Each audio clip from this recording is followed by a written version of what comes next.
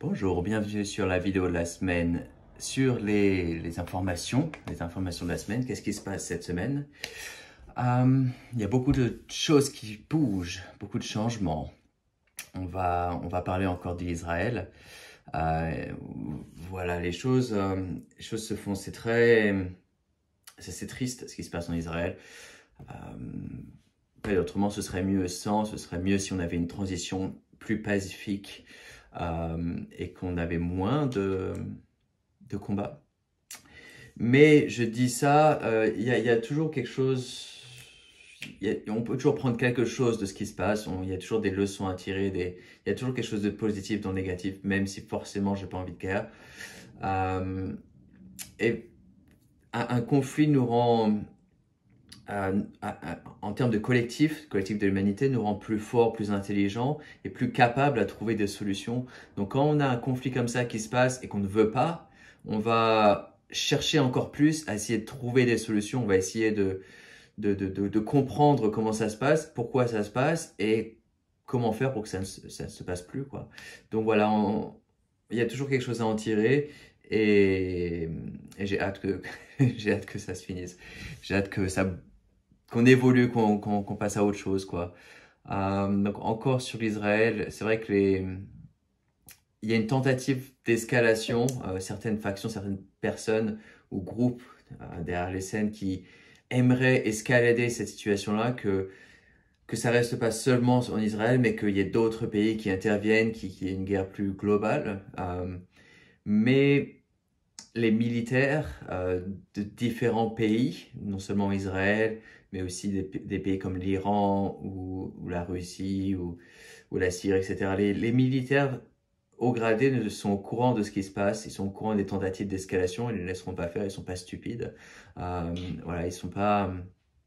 Ils savent ce qui se passe. Ils savent ce qui se passe. Encore en Israël, les tunnels, il y a beaucoup de tunnels qui sont sous l'Israël et non seulement récents, mais aussi des tunnels très anciens. Donc il y a en ce moment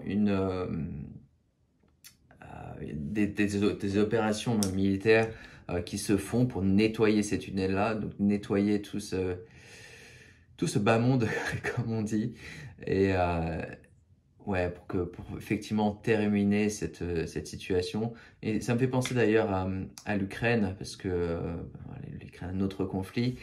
Il y a des laboratoires qui ont été également nettoyés et fermés en Ukraine, ce qui permet de valider une ligne de temps positive pour nous en termes de collectif de l'humanité. Donc on retire des éléments ou des éléments perturbateurs, quoi, des gens ou des personnes ou des programmes, des agendas qui essayaient de faire en sorte que on n'atteigne pas ce monde de paix et de collaboration dans lequel nous, humanité, on désire. Donc voilà, donc tout ça est en train de se faire retirer progressivement, ça prend du temps, il y a beaucoup de choses à faire, mais on y vient, il y a des choses qui avancent. Je vais parler aussi de CNN, donc la chaîne des informations aux États-Unis.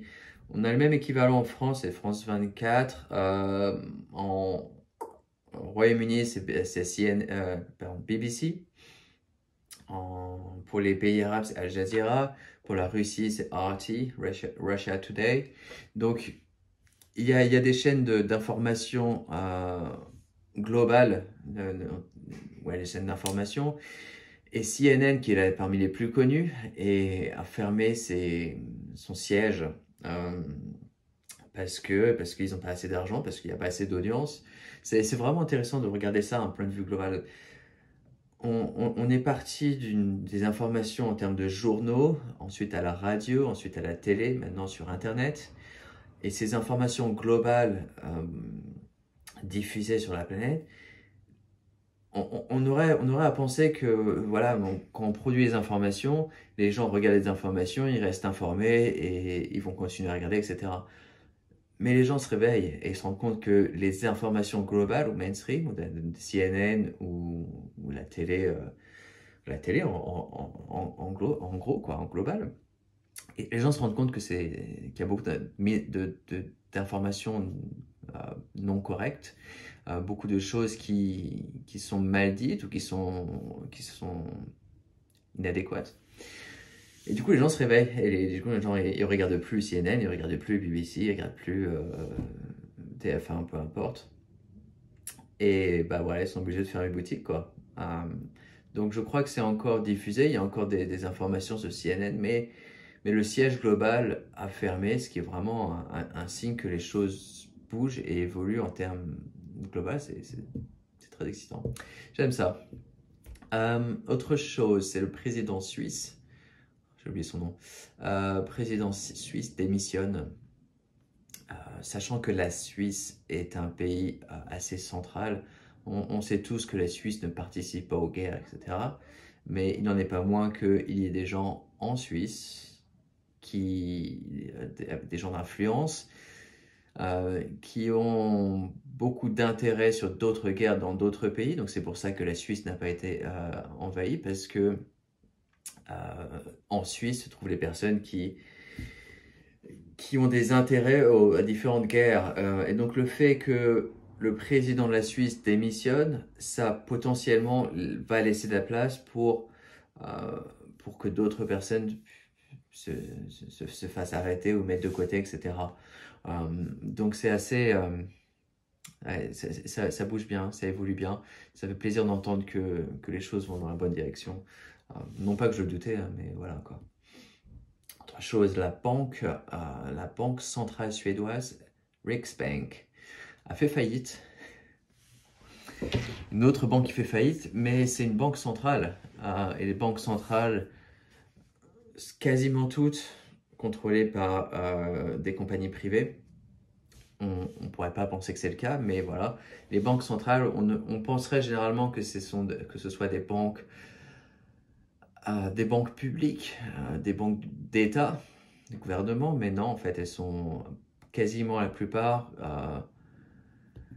contrôlées par des entités privées. Et donc, que la Banque centrale suédoise fasse faillite, c'est également un très bon signe que des entités qui soient pas positives, qui soient pour les services de l'humanité, se retirent par elles-mêmes ou se fassent retirer, peu importe.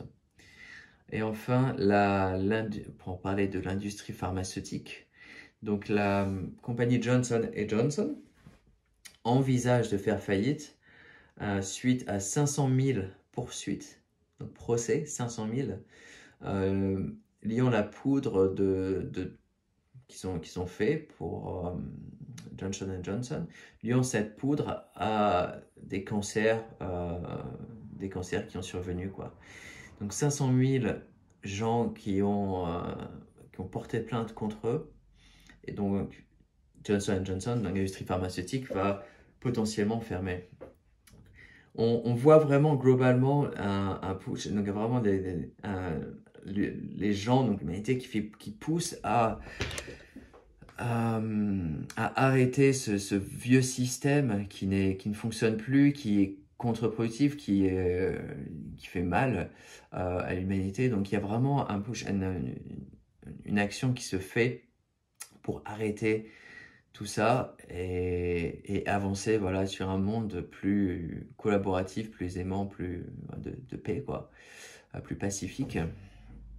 Et ça fait plaisir de voir ce changement qui se fait en cours. Je vais continuer de parler des informations de la semaine, etc. Mais pas seulement présenter les informations, mais également voir l'impact que ça a à terme collectif et aussi évolutif, donc spirituel pour l'humanité. C'est vrai que on peut lire les informations et voir, bon, il se passe ça, il se passe ça, il se passe ça.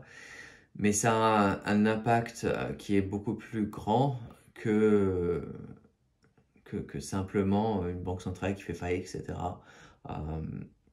Ça touche à un mouvement global de transition vers un monde nouveau, un monde plus pacifique. Donc voilà, j'ai hâte de voir la suite et merci pour avoir regardé cette vidéo.